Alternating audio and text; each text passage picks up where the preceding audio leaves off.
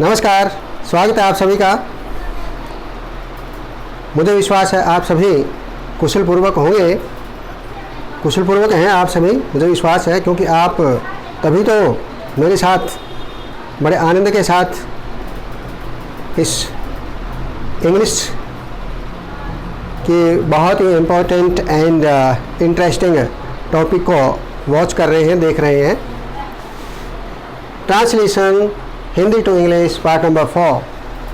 Translation अनुवाद हिंदी से अंग्रेजी में। इससे पहले 1 2 3 पार्ट्स हम डिस्कस कर चुके हैं, उनको आपने ध्यान से वॉच करना है ताकि पार्ट 4 भी आपको आनंद के साथ समझ में आ जाए। क्योंकि कोई भी हम, चाहे वो लैंग्वेज की बात हो, कोई भी काम जब हम सीखते हैं तो आनंद के साथ सीखना चाहिए हमें, आनंद के साथ, खुशी के साथ, रुचि के साथ, जुनून के साथ, तभी आप कुछ सीख पाएंगे। नहीं तो बर्डन हो जाएगा, बोझ हो जाएगा। ज़बरदस्ती आपको कोई बात, कोई नई चीज़, चाहे वो लैंग्वेज की बात हो या कोई कारीगरी की बात हो, नई चीज़ आपको नहीं सिखाई जा सकती जब तक आपकी उसमें रुचि ना हो, इंटरेस्ट ना हो, जुनून ना हो, सीखने की जो ललक होती है ना हो।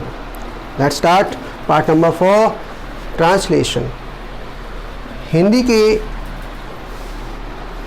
किसी भी वाक्य को बोलने में, आपस में डिस्कस करने में हमें कोई दिक्कत नहीं आती। हम फराटेदार अर्थात बिना रुके धारा प्रवाह अपनी बात दूसरे के सामने रखते हैं, और हमें गर्व भी है कि हम अपनी मातृभाषा में, अपनी क्षेत्रीय भाषा में बड़े शान के साथ एक दूसरे के साथ अपनी बातचीत करते हैं।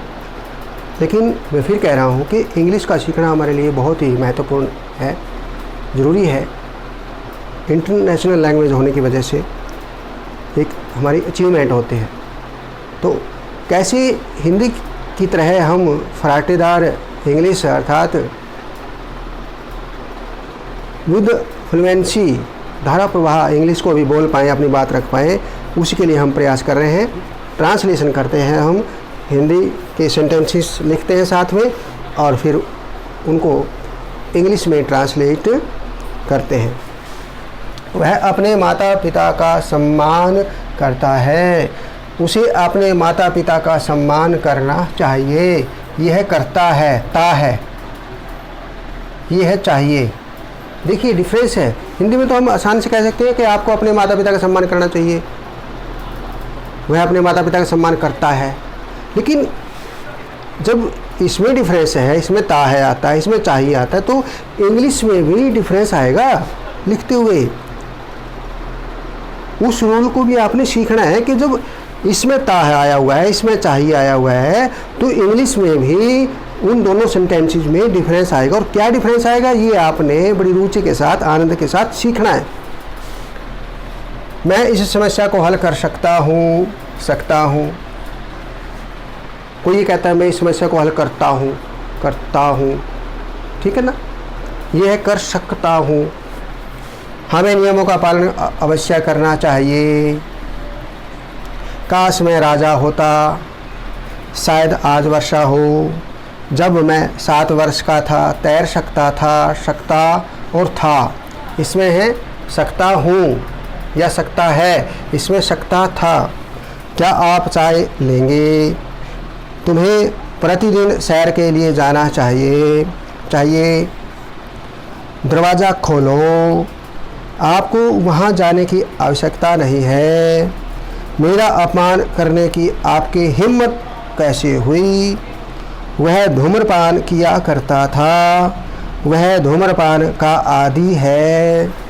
ये हम हिंदी में तो बोल रहे हैं, इंग्लिश में इनको आपने एक बात देखनी है। जब हम ट्रांसलेशन की बात करते हैं तो हम देखते हैं कि कई जगह इज एम आर का यूज़ होता है, हैज हैव का यूज़ होता है, डू डज का यूज़ होता है, हु डज का यूज़ होता है, डिड का यूज़ होता है, वाज वर का यूज़ होता है, हैव हैड का यूज़ होता है। इसी प्रकार जैसे ये हेल्पिंग वर्ब है, इनको प्राइमरी हेल्पिंग वर्ब कहते हैं, प्राथमिक सहायक क्रियाएं। और इनके साथ कुछ और सहायक क्रियाएं हेल्पिंग वर्ब भी होते हैं जिनको हम कहते हैं modals auxiliaries, modals, auxiliaries, secondary helping verbs, modals, auxiliaries। और मॉडल auxiliaries में कौन कौन से वर्ड आते हैं? Can, could, must, may, might, shall, will, should, would, need, use to, ought to, dare, ये सभी word as a modal auxiliary use होते हैं। तो टेंसेज के साथ साथ, टेंसेज का तो हमें नॉलेज होना चाहिए, present tense, past tense, future tense है। इसके साथ साथ मॉडल ऑक्सिलरीज का यूज कहाँ कहाँ पर होता है ये भी आपको पता होना चाहिए, तभी तो आप अपनी बात इंग्लिश में अच्छी तरह से रख पाएंगे। तो इसलिए हमने इसमें मॉडल ऑक्सिलरीज के भी सेंटेंस रखे हैं जिसमें मॉडल ऑक्सिलरीज यूज़ होते हैं, और साथ में टेंस से रिलेटेड भी हमने सेंटेंसेस रखे हैं। जैसे helping verb model auxiliaries use होती है। इसी प्रकार जो इज एम आर है, वाज वर है, वो भी कैसे हेल्पिंग वर्ब के रूप में टेंसेस के अंदर यूज होती हैं। तो देखते हैं हमें सभी। वह अपने माता पिता का सम्मान करता है, ता है। आपने इससे पहले पार्ट 4 से पहले पार्ट 1, 2 और 3 जरूर देखना है, ध्यान से वॉच करना है, तभी आपको इसमें आनंद आएगा, ठीक है ना। तो हमने देखा कि ता है, हमने पढ़ा था फर्स्ट पार्ट में, जिसमें ता है, ती है, ता हूँ आ जाए। कौन सा टेंस होता है? बोलो, पीछे वाले भी बोलो। प्रेजेंट इंडेफिनिट या सिंपल प्रेजेंट, और उसमें फर्स्ट फॉर्म लगती है। और जब सब्जेक्ट ही या सी यानी सिंगुलर थर्ड पर्सन आ जाए तो फिर फर्स्ट फॉर्म के साथ एस लग जाता है या ई एस लगता है, ठीक है ना। ही, वह, ही सम्मान करता है, सम्मान, सम्मान नहीं, सम्मान, सम्मान, सम्मान तो अलग सेंस में आता है। सम्मान एक होता है सम्मान, ये सम्मान है। एक होता है सामान, सामान, सामान, वस्तुएं वगैरह इकट्ठी हो जाती हैं, सामान। एक होता है समान, बराबर, समान, ये है सम्मान। रिस्पेक्ट, ही रिस्पेक्ट्स, ये सिंगुलर थर्ड पर्सन है, सिंगुलर है, और ये फर्स्ट फॉर्म रिस्पेक्ट है, इसके साथ हमने ऐसे लगा दिया, ठीक है ना। He respects his parents, parents माता पिता, ठीक है। उसे अपने माता पिता का सम्मान करना चाहिए। उसे, उसे का मतलब वह है। हिंदी में उसे, वह के लिए ही उसे, इंग्लिश में तो बराबर सेंस में आता है, ही आएगा, वह के लिए भी आएगा, और उसे जब लिखेंगे तो भी ही आएगा। तो एक ही बात है ये, वह या उसे, उसे अपने माता पिता का सम्मान करना चाहिए। अब इसमें क्या है? शिष्टाचार की बात है, हम उसको क्या कर रहे हैं? शिष्टाचार की बात सिखा रहे हैं, उसको सुझाव दे रहे हैं। जब हम शिष्टाचार के साथ किसी को नैतिकता की बात करते हैं, किसी के सामने नैतिकता की जब बात करेंगे, शिष्टाचार की बात करेंगे, सुझाव के रूप में हम उसके सामने कोई बात रखेंगे, तो हम उसके अर्थ में क्या लगाते हैं? हिंदी में चाहिए, और इंग्लिश में चाहिए की सेंस में या तो शुड आएगा, शुड, या फिर मस्ट आएगा। क्या आएगा? मस्ट, या फिर ought to आएगा, ought to, और अलग अलग आता है। मस्ट जब कंपल्सन हो, कंपल्सन अनिवार्यता हो, ऑब्लिगेशन कंपल्सन अनिवार्यता हो, तो हम क्या लगाते हैं? मस्ट। और जब हम किसी को सामान्य रूप से सुझाव देते हैं आगे बढ़ने के लिए, उसके अपने आप को सुधार करने के लिए सामान्य रूप से सुझाव देते हैं, तो ought to का हम प्रयोग करते हैं। और जब नैतिकता की बात किसी के सामने रखते हैं तो हम should का प्रयोग करते हैं। हालांकि should और ought to में ज़्यादा डिफरेंस नहीं है, हम ought to भी यूज़ कर सकते हैं जहाँ हम should यूज़ करते हैं। लेकिन एक ध्यान रखना आपने, ought के साथ to लगता है हमेशा, ought के साथ to लगाएगा वर्ब की फर्स्ट फॉर्म से पहले। तो चाहिए के सेंस में क्या है? हमने सम्मान करना चाहिए। He should respect his parents. तो इसमें रिस्पेक्ट के साथ एस नहीं लगाया हमने, क्योंकि ये तो टेंस में लगता है। कौन से टेंस में? सिंपल प्रेजेंट में। और इसमें हेल्पिंग वर्ब क्या लगी? शुड लग गई। इसमें कोई हेल्पिंग वर्ब नहीं, सीधी सब्जेक्ट के बाद वर्ब है, फर्स्ट वर्ब है, ता है, फर्स्ट वर्ब है। और जब चाहिए की सेंस आएगी तो सब्जेक्ट के बाद आपने क्या लगाना है? शुड लगाना है। क्या लगाना है? नैतिकता की जब सामान्य रूप से हम बात करते हैं, तो शिष्टाचार की बात करते हैं, तो क्या लगाओगे? बोलो, शुड। और शुड की स्पेलिंग ध्यान से देखो, SHOULD, he should respect his parents, उसे अपने माता पिता का सम्मान करना चाहिए। वह अपने माता पिता का सम्मान करता है, ही रिस्पेक्ट्स हिज पेरेंट्स। यदि यहाँ आई आ जाए फिर आएगा इसमें आई रिस्पेक्ट माई पेरेंट्स या हिज पेरेंट्स, फिर एच नहीं आएगा। और आई यहाँ भी तो आ सकता है, फिर इसमें क्या आएगा, I should respect his parents या माई पेरेंट्स, आई के साथ भी शुड आएगा। तो इस सेंस में आपने देखना है, यानी टेंसेज के साथ साथ मॉडल ऑक्सिलरीज, मॉडल्स का यूज कहाँ कहाँ किस सेंस में होता है ये आपको नॉलेज होना चाहिए, ताकि आपको इंग्लिश टू इंग्लिश कन्वर्सेशन करने में कोई दिक्कत नहीं आए। मैं इस समस्या को हल कर सकता हूँ, सकता एबिलिटी है, सामर्थ्य की बात है, एबिलिटी की बात है, यानी उसके अंदर ऐसी सामर्थ्य है, एबिलिटी है उसके अंदर, तभी तो समस्या का हल कर सकता है। और समस्या का हल करने के लिए, एबिलिटी के लिए हम क्या लगाते हैं, कैन या कुड, कैन या कुड। प्रेजेंट में यानी करंट सिचुएशन में, वर्तमान में कोई सामर्थ्य की, एबिलिटी की बात होती है तो हम क्या लगाते हैं, कैन। और वही एबिलिटी, वही सामर्थ्य जब पास्ट में हो, किस में हो, पास्ट में, बीते हुए समय में, फिर हम क्या लगाएंगे, कुड लगाएंगे। मैं इस समस्या को हल कर सकता हूँ, I can solve this problem, I can solve this problem. और यदि कोई कहता है कि मैं समस्या को हल करता हूँ, मैं समस्या को हल करता हूँ, फिर क्या हो जाएगा, सिंपल प्रेजेंट, फिर फर्स्ट फॉर्म आएगी, फिर क्या हो जाएगा, आई सॉल्व दिस प्रॉब्लम, मैं इस समस्या को हल करता हूँ। लेकिन ये कहता है मैं इस समस्या को हल कर सकता हूँ, सकना एबिलिटी, सामर्थ्य है, उसके लिए can, helping verb can, model word है ये can, I can solve, first form है। मॉडल ऑक्सिलरी के साथ हमेशा फर्स्ट फॉर्म आती है, ये ध्यान रखना आपने, फर्स्ट फॉर्म आएगी। और यदि वो पैसिव वॉइस में आ जाए जिसमें मॉडल ऑक्सिलरी लगा हुआ है, पैसिव वॉइस में हो, फिर क्या करना है आपने, फिर मॉडल ऑक्सिलरी वर्ड जो है उसके साथ बी लगाते हैं और फिर थर्ड फॉर्म करते हैं उसमें, किसमें, पैसिव वॉइस में। लेकिन ये एक्टिव वॉइस है तो कैन के साथ सीधा फर्स्ट फॉर्म आएगी, I can solve this problem. हमें नियमों का पालन अवश्य करना चाहिए, चाहिए तो है लेकिन अवश्य है, अनिवार्यता है, ऑब्लिगेशन है, कंपल्सन है, इसलिए मस्ट आएगा, we must obey the rules, we must obey the rules, नियमों का पालन अवश्य करना चाहिए, we must obey the rules, ठीक है ना। तो यहाँ मस्ट आ जाता है इसमें। काश मैं राजा होता, हिपोथेटिकल है, हिपोथेटिकल, हाइपोथेटिकल है ये, hypothetical, what is hypothetical, hypothetical, कल्पनाशील, हाइपोथेटिकल, कल्पनाशील, कल्पना, कोरी कल्पना, उसकी इच्छा पूरी नहीं हुई, वो कहता है काश मैं राजा होता, संभावना नहीं है लेकिन फिर भी उसकी इच्छा है, कोरी कल्पना है उसकी, हाइपोथेटिकल सेंस में है ये, जो इच्छा पूरी नहीं हुई लेकिन फिर भी हम इच्छा प्रकट करते हैं अपनी। काश मैं राजा होता, would that I were, would that, तो इस सेंस में, कोरी कल्पना की सेंस में हम वुड लगाते हैं, क्या लगाते हैं, वुड, वुड के बाद दैट, वुड दैट। और आई वर, वैसे तो आई सिंगुलर है और वाज या वर में से वाज लगता है आई के साथ, लगता है, सभी को पता है, लेकिन ये क्योंकि कल्पना से रिलेटेड है, जो कल्पना पूरी नहीं हो, ऐसी कल्पना जो पूरी नहीं हो सकती, ऐसी इच्छा जो पूरी नहीं हो सकती, उसमें हम आई के साथ क्या लगाएंगे, वह लगाएंगे। फिर would that I were a king, काश में एक राजा होता।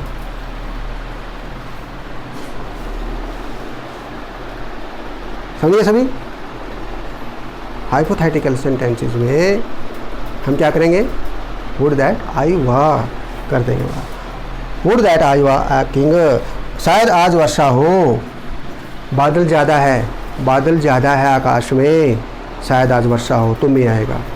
बादल कम है, संभावना कम है, लेस पॉसिबिलिटी है तो माइट आएगा, लेस पॉसिबिलिटी, लेस पॉसिबिलिटी, कम संभावना है, बादल कम है, संभावना कम है तो माइट, और बादल ज़्यादा है, संभावना ज़्यादा है तो may, it may rain today, it my rain today, आज वर्षा हो सकती है, इट मे रेन टुडे, आज वर्षा हो सकती है। जब मैं 7 वर्ष का था तैर सकता था, कुड एबिलिटी किसमें, पास्ट में। वो ये कहता है, एक तो कहता है कि मैं तैर सकता हूँ, यदि कोई तो आपके सामने ये कहे कि मैं तैर सकता हूँ, हम कहेंगे आई कैन स्विम, मैं तैर सकता हूँ, आई कैन स्विम। लेकिन ये कहता है कि जब मैं 7 वर्ष का था तैर सकता था, यानी बीती हुई बात है, पास्ट की बात है कि जब वो 7 साल का था। अब तो 15-20 साल का हो गया है, लेकिन वो कहता है जब मैं 7 साल का था तो तैर सकता था। तो एबिलिटी है ये पास्ट की, तो कुड लगाएंगे हम उसमें। जब मैं 7 वर्ष का था तैर सकता था, I could swim, I could swim. When, जब आई वॉज 7 years old, जब मैं 7 वर्ष का था।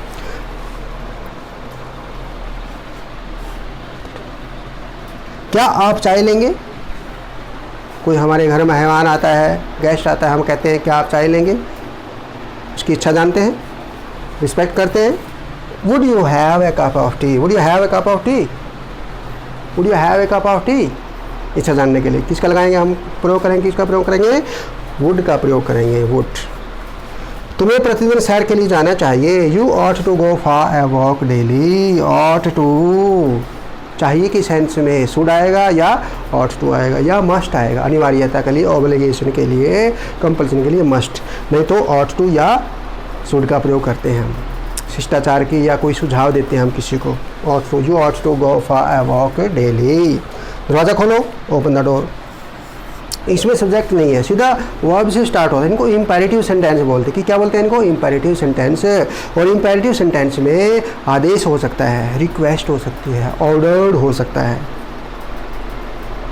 आदेश इसको हम कहते हैं, या सुझाव भी तो हो सकता है, हेल्प द पुअर, सुझाव भी तो हो सकता है। तो इस प्रकार के सेंटेंस को क्या बोलते हैं हम? Imperative sentences. और वो हमेशा वर्ब से स्टार्ट होते हैं। इसमें एक तरह से हिडन सब्जेक्ट, हिडन होता है, छुपा हुआ सब्जेक्ट होता है। जैसे हम मान लो किसी को कहते हैं open the door, open the door, मान लो किसी की तरफ हम इशारा करके कहते हैं ओपन द डोर, यानी हम मतलब हमारी सेंस क्या है? You open the door. इसका मतलब ये है कि you open the door, you open the door. तो हमें वहाँ यू कहने की जरूरत नहीं है इम्पेरेटिव सेंटेंस में, सीधा हम वर्ब से स्टार्ट करते हैं, open the door, open the door.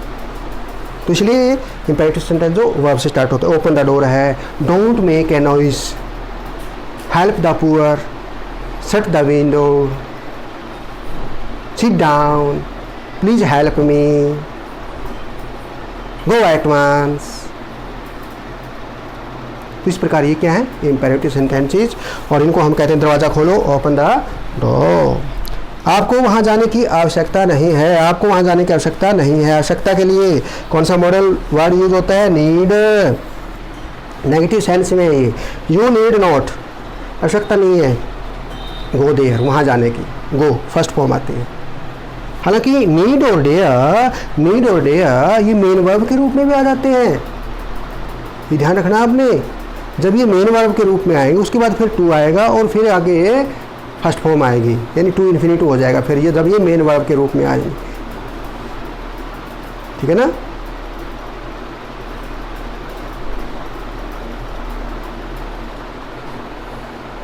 ये ध्यान रखना आपने। जैसे he does not need to go there, he does not need to go there, क्योंकि डज नॉट तो है के बाद एज ए मेन वर्ब आया इसमें नीड, फिर हमने कहा नीड टू गो देयर, लेकिन ये एज ए मॉडल है, मॉडल ऑक्सिलरी के रूप में है, और उसके बाद तुरंत टू गो नहीं है बल्कि केवल गो है यहाँ पर। तो ये एज ए मॉडल आएगा और मेन वर्ब के रूप में भी आ जाता है। You need not go there. मेरा अपमान करने की आपकी हिम्मत कैसे हुई? हम कहते हैं किसी मेरा अपमान करने की आपकी हिम्मत कैसे हुई, हम स्ट्रेस जोर देकर नहीं कहते किसी मेरा अपमान करने की आपकी हिम्मत कैसी हुई। तो उसी सेंस में हम इंग्लिश में बोलते हैं फिर how dare you insult me, इसी सेंस में तो कहेंगे। तो डेयर हिम्मत, किसी को चैलेंज की सेंस में, चैलेंज की सेंस में हम डेयर का प्रयोग करते हैं, हिम्मत के लिए, चैलेंज के लिए। How dare you insult me, और हमारे फेस पे भी ऐसे लगना चाहिए, ये थोड़ा हम मतलब हंसते हुए थोड़ा कहें हाउ ऐसे थोड़ी कहेंगे हम how dare you insult me, मतलब सेंस मतलब फेस पर स्माइल थोड़ी होगी उसमें जब हम किसी को मतलब चैलेंज के रूप में बात करते हैं। हम कहते हैं how dare you insult me, तो हमारी फेस से भी तो लगना चाहिए ना, how dare you insult me. तो डेयर चैलेंज के रूप में आता है, हाउ डेयर यू इंसल्ट मी।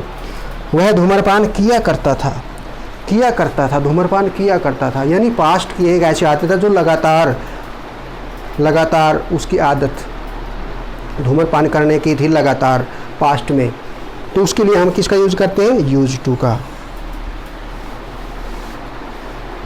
हालांकि इस लगातार सेंस के रूप में हम वुड का भी प्रयोग करते हैं, WOULD वुड, ठीक है ना। तो यहाँ हम उसके वह धूम्रपान किया करता था यानी लगातार करता था पास्ट में, तो use to, he used to smoke, तो यूज टू के बाद फर्स्ट फॉर्म आ गई क्योंकि मॉडल ऑक्सिलरी में फर्स्ट फॉर्म आती है। अब इसमें देखें वह धूम्रपान का आदी है, अब ये आदि से रिलेटेड है, धूम्रपान का आदी है वो, उसके अंदर एक अवगुण घर कर चुका है, अवगुण घर कर चुका है, यानी उसकी एक ऐसी विशेषता होगी, एक एडजेक्टिव सेंस में हम इसको ले रहे हैं कि उसके अंदर ऐसी एक अवगुण पैदा हो गया कि वो आदी हो गया। ये तो धूम्रपान करता था लेकिन हो सकता है अब ना करता हो, छोड़ गया हो, पहले करता था तो हमने लिखा ही यूज टू स्मोक, लेकिन वह आदी है, यानी आदी है का मतलब पहले भी करता था अब भी करता है और लगातार करता है, तो आदी है वो। एडिक्टेड है जिसको हम बोलते हैं, एडिक्शन, एडिक्टेड, आदी होना, तो उसके लिए हम क्या यूज करेंगे, यूज टू यूज करेंगे, लेकिन इससे पहले हेल्पिंग वर्ब आएगी, इज आ सकता है यहाँ, एम या वाज या आ, यानी सब्जेक्ट के बाद हेल्पिंग वर्ब आएगी और फिर ये यूज टू यूज होगा, और यूज टू से पहले यदि हेल्पिंग वर्ब है, यहाँ इज है या हैज या हैव भी हो सकता है, कोई और वर्ड है यहाँ पर हेल्पिंग वर्ब के रूप में यूज टू से पहले, तो फिर ये मॉडल ऑक्सिलरी के रूप में यूज नहीं हो रहा है बल्कि आदि होने की स्थिति में है ये। और उसके बाद फिर हम क्या लगाएंगे, स्मोकिंग, यानी फर्स्ट फॉर्म प्लस ING करेंगे यहाँ पर, स्मोक नहीं बल्कि फिर स्मोकिंग करेंगे, ये आपने ध्यान रखना है आदि की सेंस में। और पता कैसे चलेगा आपको कि ING लगाना है या फर्स्ट फॉर्म लगानी है, यदि सब्जेक्ट के तुरंत बाद बिना किसी हेल्पिंग वर्ब के यूज टू आ जाए तो फिर तो फर्स्ट फॉर्म आएगी, स्मोक है या ड्रिंक है या कोई भी फर्स्ट फॉर्म आ जाएगी।